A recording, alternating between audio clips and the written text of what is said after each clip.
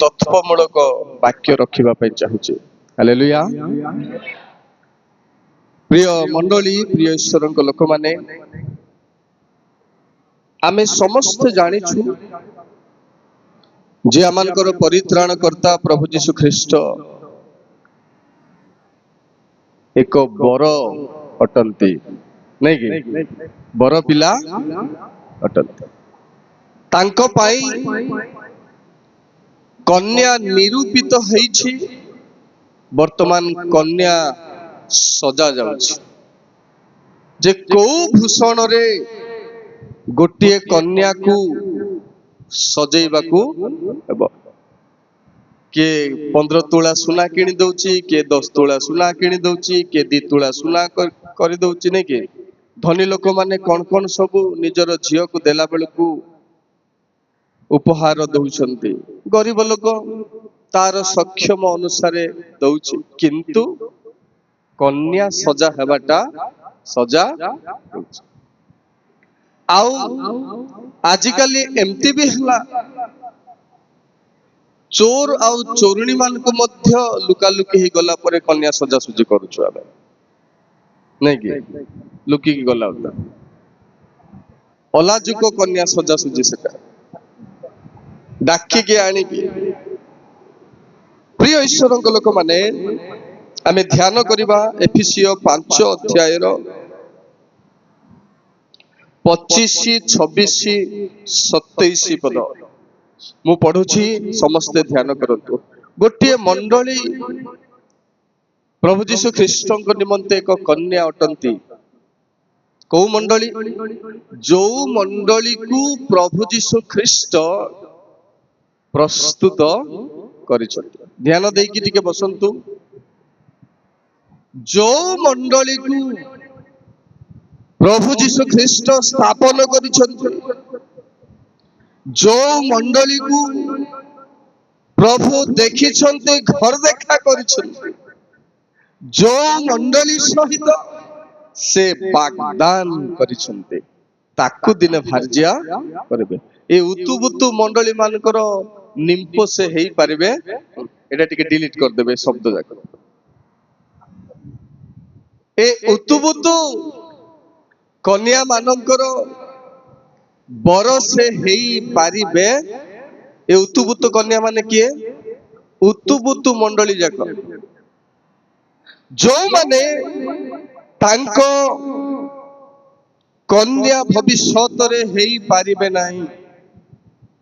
ତେଣୁ ଏହି ସ୍ଥାନରେ ପାଉଲ ଏଫେସୀୟ ମଣ୍ଡଳୀକୁ ଲେଖିଲେ, ହେ ସ୍ୱାମୀ ମାନେ, ଖ୍ରୀଷ୍ଟ ଯେପରି ମଣ୍ଡଳୀ କି ପ୍ରେମ କଲେ, ତୁମ୍ଭେମାନେ ମଧ୍ୟ ସେହିପରି ଆପଣା ଆପଣା ସ୍ତ୍ରୀ ମାନଙ୍କୁ ପ୍ରେମ କର। ସେ ତ ତାହା ନିମନ୍ତେ ଆପଣାକୁ ଉତ୍ସର୍ଗ କଲେ, ଯେପରି ବାକ୍ୟ ଓ ଜଳ ପ୍ରକ୍ଷାଳନ ଦ୍ୱାରା ସେ ତାହାକୁ ପରିଷ୍କାର କରି ପବିତ୍ର କରନ୍ତି, ଯେପରି ମଣ୍ଡଳୀ ନିଷ୍କଳଙ୍କ, ନିଖୁନ୍ତ ଓ ସମସ୍ତ ପ୍ରକାର ଦୋଷ ରହିତ ହୋଇ ପବିତ୍ର ଓ ଅନିନ୍ଦନୀୟ ହୁଏ। ଆଉ ଏହିପରି ଗୌରବମୟ ଅବସ୍ଥାରେ ସେ ତାହାକୁ ଆପଣା ନିକଟରେ ଉପସ୍ଥିତ କରନ୍ତି। ପ୍ରଭୁ ଏହି ପଠିତ ବାକ୍ୟରେ ଆମ ସମସ୍ତଙ୍କୁ ଆଶୀର୍ବାଦ କରନ୍ତୁ। କହିବା ଆମେନ୍। ଟିକେ ଧ୍ୟାନ ଦେଇ ବସନ୍ତୁ, ବିଜାର ହେଇ ବସନ୍ତୁ ନାହିଁ, ଉପସ୍ଥିତି ବୁଦ୍ଧିରେ ବସନ୍ତୁ। ପ୍ରିୟ ଈଶ୍ୱରଙ୍କ ଲୋକମାନେ, ଅନେକ ମଣ୍ଡଳୀ ଏହି ସ୍ଥାନରେ ପାଉଲ ଲେଖିଲେ ଯେ ଯିଏ ନିଜକୁ ପବିତ୍ର, ନିର୍ଦାଗ, ନିଷ୍କଳଙ୍କ କରି ରଖିବ, ଆଉ ଗୌରବମୟ ଅବସ୍ଥାରେ ରଖିବ ନିଜକୁ, ତାକୁ ଆପଣାର ଭାର୍ଯ୍ୟା ସେ କରିବାକୁ ଯାଉଛନ୍ତି। ଏଠି ଭାର୍ଯ୍ୟା ହେଇନାହାନ୍ତି, ଭାର୍ଯ୍ୟା ଆଗକୁ ହେବେ। ବହୁତ ଧ୍ୟାନ ଦେଇ ଶୁଣନ୍ତୁ। କନ୍ୟା ହେଇନାହାନ୍ତି, দেখা দেখি চালিছি, বচন କାର୍ଯ୍ୟ ଚାଲିଛି, ରିଜର୍ଭେସନ କରିଛନ୍ତି ନାଇଁ ଅମୁକ ମଣ୍ଡଳୀ ମୋର କନ୍ୟା, ତାକୁ ମୁଁ ଅମୁକ ଅମୁକ ଦାନ ଦେଇ, ତାକୁ ଅମୁକ ଉପହାର ଦେଇ, ବାଗଦାନ ବେଳକୁ ଅମୁକ ଅମୁକ ସୁନା ନାକରଟା କାନରଟା ଆଉ ବେକରଟା ପିନ୍ଧେଇ ମୋର ନାଁରେ ନାମିତ କରିଛି। ସେ ଭିନେ ଲୋକର କାର ହେଇପାରିବ। ହାଲେଲୁୟା। ଯଦି ସେ ଭିନ୍ନ ଲୋକର ହେଇଯାଉଛି ତାର ଅର୍ଥ ସେ ଖ୍ରୀଷ୍ଟଙ୍କ ସହିତ ବାଗଦାନ ହେଇନାହିଁ।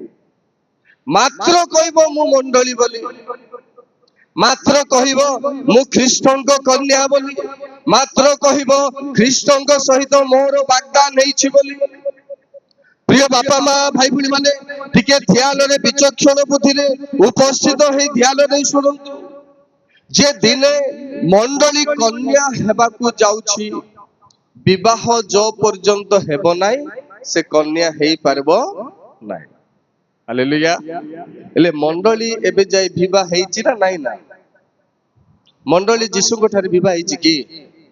ବିବାହ ହେଲେ ସିନା ସେ ବର ହେବେ, ଆମେ କନ୍ୟା ହେବା, ସେ ସ୍ୱାମୀ ହେବେ, ଆମେ ସ୍ତ୍ରୀ ହେବା। ଏବେ ଯାଇ ଆମେ ସ୍ତ୍ରୀ ଆଖ୍ୟା ପାଇ ନାହୁଁ। ତେଣୁ ଯୋଉ ଦାନ ଦେଇ ମଣ୍ଡଳୀକୁ ସେ ଆପଣାର କଲେ, ଯେତେବେଳେ ଆମେ ଗୋଟେ ଝିଅକୁ ଦେଖିବା ପାଇଁ ଯାଉଛୁ, ଆମ ପୁଅ ପାଇଁ ଦେଖିବାକୁ ଗଲା ବେଳକୁ ଆମେ କହୁଛୁ ନାଇଁ ଏ ଝିଅ ପସନ୍ଦ ଆଇଲା କି ହଁ ଆସିଲା, ଆଉ ପରିବାର ଲୋକ ଦେଖିବାକୁ ଯିବେ ଝିଅ ପସନ୍ଦ ଆସିଲା କି ହଁ ଆସିଲା, ହଉ ସେ ଝିଅ ଭଲ ଯେ ତାର ବାପା ମା ଟିକେ ଭଲ ନାହିଁ, ତାର ପରିବାର ଟିକେ ଭଲ ନାହିଁ। ବେଳେ ବେଳେ ବୁଝଉଛନ୍ତି ପୁଅ ଘରକୁ ପରିବାର ସହିତ କି ଲେନଦେନ, ଝିଅ ଭଲ ହେଲେ ହେଲା, ସେ ଆମର ଘରର ଭୁଆରୀ ହେବ, ତାଙ୍କର ସାଙ୍ଗରେ ଆମର କି ସମ୍ପର୍କ। ବେଳେ ବେଳେ ନାଇଁ ପରିବାର ମଧ୍ୟ ଭଲ ଥିଲେ ଝିଅ ଭଲ ଥିବ ବୋଲି ଆମେ ପରିବାରକୁ ଦେଖିକରି ଆଣୁଛୁ। କେତେ କଥା ଅଛି ଗୋଟେ କନ୍ୟାକୁ ନିର୍ବନ୍ଧ କରିବା ପାଇଁ। ତେଣୁ ଦ୍ୱିତୀୟ କରନ୍ଥୀ 11 ପର୍ବର 1 ପଦ 2 ପଦ ଟିକେ ପଢନ୍ତୁ। ସେଇ ସ୍ଥାନରେ ଆମକୁ ସାଧୁ ପାଉଲ ଖ୍ରୀଷ୍ଟଙ୍କ ଠାରେ ବାଗଦାନ କରିଛନ୍ତି। ପଢନ୍ତୁ ଝିଅ। ତୁମ୍ଭେମାନେ ଯଦି ମୋର ଅଳ୍ପ ନିର୍ବୋଧତା ସହ୍ୟ କରନ୍ତ, ହଁ ତୁମ୍ଭେମାନେ ତ ମୋ ପ୍ରତି ସହିଷ୍ଣୁ, କାରଣ ଈଶ୍ୱରଙ୍କ ବିଷୟକ ଉଦ୍ଯୋଗରେ ମୁଁ ତୁମ୍ଭମାନଙ୍କ ନିମନ୍ତେ ଉଦ୍ଯୋଗୀ। ତେଣୁ ଧ୍ୟାନ ଦିଅନ୍ତୁ, ଯେଣୁ ମୁଁ ତୁମ୍ଭମାନଙ୍କୁ ସତୀ କନ୍ୟା ସଦୃଶ୍ୟ ଏକ ସ୍ୱାମୀ ଠାରେ ଅର୍ଥାତ୍ ଖ୍ରୀଷ୍ଟଙ୍କ ଠାରେ ସମର୍ପଣ କରିବା ନିମନ୍ତେ ବାଗଦାନ କରିଅଛି। 3 ପଦ ଧନ ଟିକେ ଆଉ ଟିକେ ତଳକୁ, ବାଗଦାନ କରିଅଛି। କିନ୍ତୁ ଟିକେ ଧ୍ୟାନ ଦିଅନ୍ତୁ, ସର୍ପ ଆପଣା ଧୂର୍ତ୍ତତାରେ ହବାଙ୍କୁ ଯେପରି ଭୁଲାଇଲା ସେହିପରି କାଳେ ତୁମ୍ଭମାନଙ୍କର ମନ ଖ୍ରୀଷ୍ଟଙ୍କ ପ୍ରତି ସରଳତା ଓ ପବିତ୍ରତା ଯେପରି ଭ୍ରଷ୍ଟ ହେଇଯିବାର ସମ୍ଭାବନା ଅଛି, ଏଥିପାଇଁ ମୋର ଡର ହଉଛି। ଧନ୍ୟବାଦ ଝିଅ, ପ୍ରଭୁ ଆଶୀର୍ବାଦ କରନ୍ତୁ। ପାଉଲ ଗୋଟିଏ ମଣ୍ଡଳୀକୁ ସେ ବାଗଦାନ କରି ସତୀ କନ୍ୟା ସ୍ୱରୂପ ଖ୍ରୀଷ୍ଟଙ୍କ ଠାରେ ସମର୍ପଣ କଲେ କନ୍ୟା ହେବ। ତା ଭିତରେ ସର୍ପ ଯେମିତି ହବାକୁ ବୁଲେଇ ବିପଥ ଗମନ କଲା, ମଣ୍ଡଳୀକୁ ମଧ୍ୟ ବୁଲେଇ ଭିନ୍ନ ଭିନ୍ନ ମଣ୍ଡଳୀ କରିଦେବାର ସମ୍ଭାବନା ଅଛି। ତେଣୁ ଯାହାକୁ ପ୍ରଭୁ ମନୋନୀତ କରିଛନ୍ତି, ଯାହାକୁ ପରମେଶ୍ୱରଙ୍କ ଲୋକମାନେ ବାଗଦାନ କରିଛନ୍ତି ଈଶ୍ୱରଙ୍କ ଠାରେ, ଯିଏ ଆଉ ଦାନ ପ୍ରାପ୍ତ ହେଇଛି, ସନ୍ତକ ପ୍ରାପ୍ତ ହେଇଛି, ଅନୁଦାନ ପ୍ରାପ୍ତ ହେଇଛି, ସିଏ କେବେ ମଣ୍ଡଳୀ ଛାଡି ଆଉ ଗୋଟେ ମଣ୍ଡଳୀର ହେଇପାରିବ ନାହିଁ। ଯଦି ସେ ମଣ୍ଡଳୀ ଛାଡି ଭିନ୍ନ ମଣ୍ଡଳୀର ହେଲା, ତାକୁ ସର୍ପ ହିଁ ଭୁଲେଇଛି, ଆଉ କେହି ଭୁଲେଇ ନାହିଁ। ବହୁତ ଗଭୀରତା ସହିତ ଧ୍ୟାନ ଦିଅନ୍ତୁ। ତେଣୁ ପ୍ରିୟ ଈଶ୍ୱରଙ୍କ ଲୋକମାନେ ପାଉଲ କହିଲେ ସତୀ କନ୍ୟା ଲୋକମାନଙ୍କୁ ମୁଁ ବାଗଦାନ କରିଛି ତା ଭିତରେ ଯାହାକୁ ସେ ବାଛିଛନ୍ତି ଯୋଉମାନେ ମଣ୍ଡଳୀର ବିଶ୍ୱାସିନୀ ହେବାର ଗୌରବତ ଲାଭ କରିଛନ୍ତି ଯୋଉମାନେ ମଣ୍ଡଳୀର ଆଖ୍ୟା ପ୍ରାପ୍ତ ହେଇଛନ୍ତି ଯୋଉମାନେ ଖ୍ରୀଷ୍ଟିଆନ ଲୋକର ଆଖ୍ୟା ପ୍ରାପ୍ତ ହେଇଛନ୍ତି ତା ଭିତରୁ ଯୋଉମାନେ ତାଙ୍କ ବିଶ୍ୱାସିନୀର ଆଖ୍ୟା ପ୍ରାପ୍ତ ହେଇଛନ୍ତି ସେମାନଙ୍କୁ ସେ ବାଗଦାନ କରିଛନ୍ତି ସବୁ ଖ୍ରୀଷ୍ଟିଆନ ଲୋକମାନଙ୍କୁ ବାଗଦାନ କରି ନାହାନ୍ତି ତେଣୁ ବାଗଦାନ କେମିତି କରିଛନ୍ତି ବିବାହ କଥା କହୁଛି ବୋଲି ଭାବନ୍ତୁ ନାହିଁ ଆଧ୍ୟାତ୍ମିକ ଅର୍ଥରେ ମୁଁ କହୁଛି ଟିକେ ଧ୍ୟାନ ଦିଅ ହୋଶେୟ 2 ପର୍ବର 20 ପଦ ଟିକେ ପଢନ୍ତୁ ବାଗଦାନ ପରମେଶ୍ୱର ଆମକୁ କେମିତି କରିଛନ୍ତି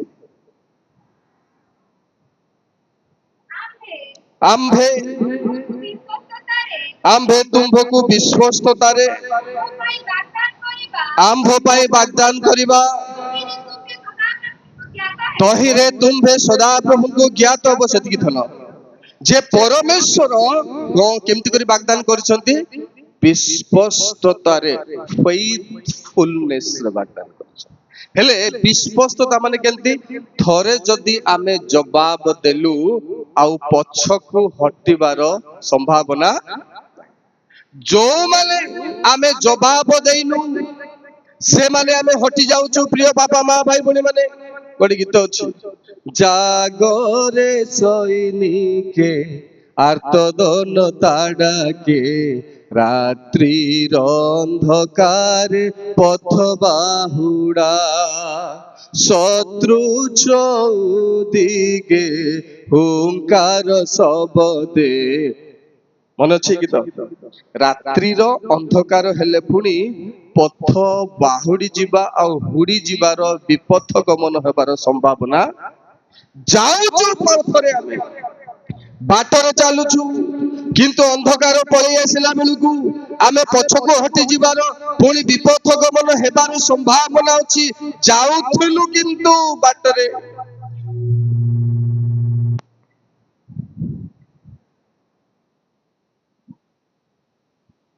ତେଣୁ ଧ୍ୟାନ ଦିଅନ୍ତୁ ଏପଟେ ତେଣୁ ସେ ବିଶ୍ୱସ୍ତ ଭାବରେ ଆମକୁ ବାଗଦାନ କରିଛନ୍ତି ଯାହାକୁ ବାଗଦାନ କରିଛନ୍ତି ଇଆଡେ ଦେଖନ୍ତୁ ଯାହାକୁ ବାଗଦାନ କରିଛନ୍ତି ବିଶ୍ୱସ୍ତତାର ଯଦି ଟ୍ୟାଗ ଲାଗିଛି ସେ ପଛକୁ ହଟି ପାରିବ ହଟିବ ନାହିଁ ଯିଏ ହଟି ଯାଉଛି ତାକୁ ପ୍ରଭୁ ବାଗଦାନ କରି ସେ କେତେ ଡିମାଣ୍ଡ କଲେ ମଧ୍ୟ ସମ୍ଭାବନା ନାହିଁ ସେ ଡିମାଣ୍ଡ କରିବ ଯେ ନାଇଁ ମୁଁ କନ୍ୟା ସେ ଡିମାଣ୍ଡ କରିବ ନାଇଁ ମୁଁ ପରିତ୍ରାଣ ପାଇଛି ସେ ଡିମାଣ୍ଡ କରିବ ନାଇଁ ମୁଁ ପାପ କ୍ଷମା ପାଇଛି ତଥାପି ପ୍ରିୟ ଈଶ୍ୱରଙ୍କ ଲୋକମାନେ ଯାହାକୁ ବାଗଦାନ ଯଦି ଥରେ ପ୍ରଭୁ କରିଛନ୍ତି ସେ ପଛକୁ ହଟିବ ନାହିଁ ଉଦାହରଣ ସ୍ୱରୂପ ଗୋଟେ ଉଦାହରଣ ଦେବି ଆପଣଙ୍କର ମୋର ବାପା ପରିଛାଉ ମୁଁ କେତେ ଆମର ପରିବାରରେ ଗଣ୍ଡଗୋଳ ହେଲେ ମଧ୍ୟ ମୋର ବାପା ନାହିଁ ବୋଲି କହିବି କି ଆଜ୍ଞା ରାଗରେ ମୋର ବାପା ନାହିଁ ବୋଲି କହିଦେବି ନାଇଁ କି ହେ ମୋର ବାପା ଭଲ ନାହିଁ ସେ ଗୋଟେ ଖରାପ ଲୋକ ସେ ମଦୁଆ ଲୋକ ସେ ଏମିତି ଲୋକ ସେମିତି ଲୋକ ମୋର ବାପାକୁ ମତେ ଘୃଣା ଲାଗୁଛି କଲେକ୍ଟର ପାଖକୁ ଯିବେ ଗଲା ବେଳକୁ ତୋର ବାପା କିଏ ରେ ବୋଲି ମୁଁ କଣ ବୋଲି କହିବି ଭିନେ ଲୋକର ନା କହିବି କି କାର ନା କହିବି ବାପାର ନା ମୁଁ ଘର ଛାଡି ଭାରି ପାରେ କିନ୍ତୁ ବାପାର ପରିଚୟ ଦେବାକୁ ବାଧ୍ୟ ହେଲେ ଯିଏ ଆଉ ମୋର ବାପା ହେଇଛି ଯିଏ ମୋର ମା ହେଇଛି ମୁଁ ତାର ପରିଚୟ ନ ଦେଇ ମୋର ଦାଦାକୁ ମୋର ବାପା ବୋଲି କହିବି ବୋଲେ ମୁଁ କେମିତି ପିଲା ହେବି ମୋର ବାପା ଆଗେ ନା ମୋର ଦାଦା ଆଗେ ବାପା ଯଦି ଆଗେ ହେଲା ମୁଁ ବାପାକୁ ବାପା ବୋଲି ନ କହି କେତେ ଲାଗାଲୁଗି ହେଲେ ମଧ୍ୟ କେତେ ମୋର ବାପାକୁ ଭଲ ମତେ ନ ଲାଗିଲେ ମଧ୍ୟ ମୋର ଦାଦାକୁ ବାପା ବୋଲି ଯଦି କହିବି ବୋଲେ ମୋ ଠାରୁ ମୂର୍ଖାମୀ ଲୋକ ଆଉ କିଏ ମୋର ବାପା କଣ ବୋଲି କହିବ ଯେ ଏ ପିଲା ଜନ୍ମିଲେ କେତେ ନ ଜନ୍ମିଲେ କେତେ ଆକୁ ମୋର ସମ୍ପତ୍ତିରୁ ମୁଁ ବିତାଡ଼ିତ କରିଦେବି ଯାରେ ଯା ତୋର ଦାଦାକୁ ବାପା ବୋଲି କହ ମାତ୍ର ବାପାର ମର୍ଯ୍ୟାଦା ରହିବ ठीक सेमती थरे गोटे मंडली को प्रभु जो जगह आरंभ करिसंती जो मंडली को मध्य से मंडली को खराब बोली जे कहि छाड़ी के जीवो ताकू ज्ञान नाही से परिचय पाई नाही से बापा को बापा नाही बोलुची मां को मां नाही बोलुची प्रिय ईश्वरଙ୍କ लोक माने तेणु ଯାହାକୁ ଆମର ପରିତ୍ରାଣକର୍ତ୍ତା ପ୍ରଭୁ ଯୀଶୁ ଖ୍ରୀଷ୍ଟ वाग्दान करिसंती विश्वस्तथारे से जदि पाइछि तेबे से केबे मध्य पछकु हटि पारिबो नाही केते धक्का मारू केते बाउ पवन आसु केते झड़ बतास आसु तथापि तार विश्वासर फाउंडेशन पत्थर ऊपर थिबारु से घर पड़िबो नाही को घर पड़ी जिवो आज्ञा जे बाली ऊपर तयारी हेछि से घर भांगी जीव नाई नाई नाई नाई एटा तुमटा भल नाई एटा आकटा भल नाई सेटा तारटा भल नाई एटा मोर या भल नाई तार बा भल नाई मोर दादा भल नाई मोर बो भल नाई बोली कहि से भिन्न हेई जीव मात्र परिचय देला बेलकु निजर परिचय नथिबो तेणु से विश्वस्त भाव वाग्दान कले पुणी साधु पाउल नूतन नियम मंडली को से सती कन्या स्वरूप वाग्दान करिसंती जाओ जो कन्यार जीवन रे कलंक लागिबो नाही जो कन्यार जीवन रे कौनसी असुचिता अपवित्रता लागिबो नाही एभली कन्या को से वाग्दान करिसंती जेते बेले हमर पिला मानको पई हमें गोटे झियो देखबा को जाउछु गले से गांव को जाई कोन बोली पचारछु हमें झियो केंती लोग बोली पचारछु ना नाई नाई से हमको पिला को भल पाउथला जे एबे भल पाउ नाई बोली कहले मन संतुष्ट लागुची कि नाई नाई नाई से गोटे लोक रसको होतला रे बाबू आमे आनबा दाग लागि जाईछि से परिवार केमती लोग नहीं से परिवार एमती लोग नहीं नहीं नहीं नहीं आगो तामल ताकर घर झियो को हमें आनबा नहीं रे बाबू आनबा काई की लागा लुगिया का काई की होतबा तेणु झियो पसंद आसिले भी आमे बाहरु खबर रखुचु से झियोर गुण केमती तार चरित्र केमती ता परिवार केमती तेणु टिके ध्यान दियंतु से विश्वस्ततारे आमानकु वाग्दान करी परमेश्वर ठारे जेपरि समर्पण करिवे एथिपाई सती कन्या स्वरूपे आमको प्रस्तुत करूचंती प्रिय बापा माँ भाई भणी माने तथापि पाउलंकर भय होची सर्प जेपरि आ हबांकु बुलेइला मंडली मध्ये सेपरि बुली जीव बोली मोर भय हेउची हेले जोटा आगे स्थापन हेइथिला सेटा को छाड़ी की ए हब्बा आदम आसिला परे आशीर्वाद पाइले ना मृत्यु पाइले मृत्यु पाइले जोटा आगे अछि सेटा विश्व स्तरे हमको रखबा को पड़बो द्वितीयटा हे परबो नै विश्वास हमर गोटिए तेणु प्रिय ईश्वर को लोक माने सातटा कथा अछि सातरा सरै परबी कि नाही कि मु जानि नै से सातटा दान देई तांकर पाई हमको वाग्दान करिसंती ए सातटा दान जनक पाखरे जदि थिबो बोले से ख्रीष्टंक निमंते वाग्दत्ता मंडली हेबो नले हे परबो नै कोन कोन से सातटा दान समय अनुसारे जेत्रा हमें पारिबा सेतकी चिंता करबा प्रथम दान एफिसियो 2 पर्वर 8 पद टिके हमें अध्ययन करबा 8 पद और 9 पद कारण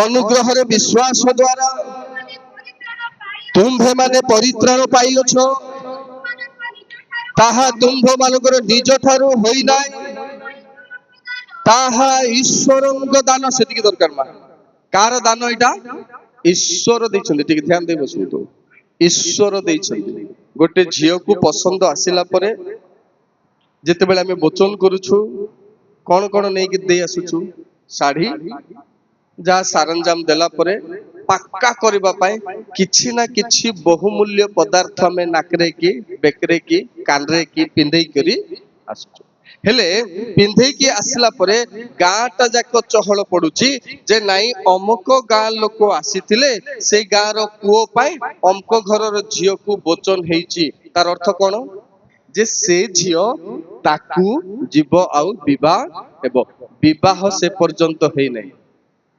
ଯେତେବେଳେ ଠିକ ହେଲା, ଯେତେବେଳେ ବଚନ ହେଲା, ଯେତେବେଳେ ସେ ସୁନା ଖଣ୍ଡେ ପିନ୍ଧେଇ ଦେଲା, ଦିନେ ବର ଆସି ତାକୁ ଦେଖିଲା ବେଳକୁ ଗାଁ ଲୋକ ଆମେ କଣ ବୋଲି କହୁଛୁ, ଏ ସେ ଝିଅ ସୁନ୍ଦରୀ ଲୋକ ପରି ଲାଗୁଛି, ସେଟା କାର ଝିଅ? ନାଇଁ ରେ ବାବୁ, ତାକୁ ବଚନ ହେଇଯାଇଛି।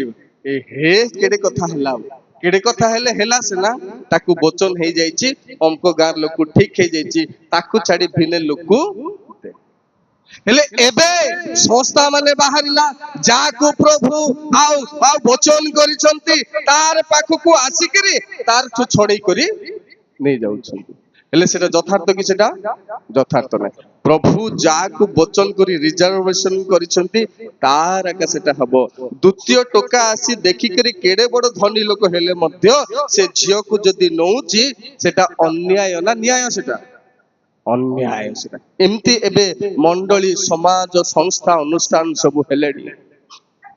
ତେଣୁ ସେ ପ୍ରଥମ ଦାନ ଯୋଉ ଝିଅକୁ ସେ ପସନ୍ଦ କଲେ, ଯୋଉ ମଣ୍ଡଳୀକୁ ସେ ପସନ୍ଦ କଲେ, ଯାହାକୁ ବିଶ୍ୱସ୍ତତାରେ ବାଗଦାନ କଲେ, ପୁଣି ଯାହାକୁ ସତୀ କନ୍ୟା ସ୍ୱରୂପେ ମଣ୍ଡଳୀର ପାଳକ ମାନେ, ପ୍ରଚାରକ ମାନେ ବାକ୍ୟ ଦେଇ ପ୍ରସ୍ତୁତ କରୁଛନ୍ତି, ଦିବାରାତ୍ର ମଣ୍ଡଳୀର ଚାଳକ ମାନେ, ଡିକନ ମାନେ ପ୍ରସ୍ତୁତ କରୁଛନ୍ତି, ପ୍ରଚାର କରି ଦିବାରାତ୍ର ଉପବାସ ପ୍ରାର୍ଥନା କରି ଦିନ ରାତି କାନ୍ଦି ଏଇ ବିଶ୍ୱାସ ପାଇଁ ସେଇ ବିଶ୍ୱାସ ପାଇଁ, ତାକୁ ଯଦି ଭିନେ ଲୋକ ଆସି ନେଇ ଗଲେ କେମିତି ଲାଗିବ? ପ୍ରଭୁ ମଧ୍ୟ ସେମିତି କରୁଛନ୍ତି, ଦୁଃଖ ହଉଛନ୍ତି। ଏବେ ଦଣ୍ଡ ଦଉନାହାନ୍ତି, ଦଣ୍ଡ କେତେବେଳେ ଦେବେ? ବିଚାର କଲା ବେଳକୁ। ଏ ସବୁର ବିଚାର କଲା ବେଳେ ଦେବେ।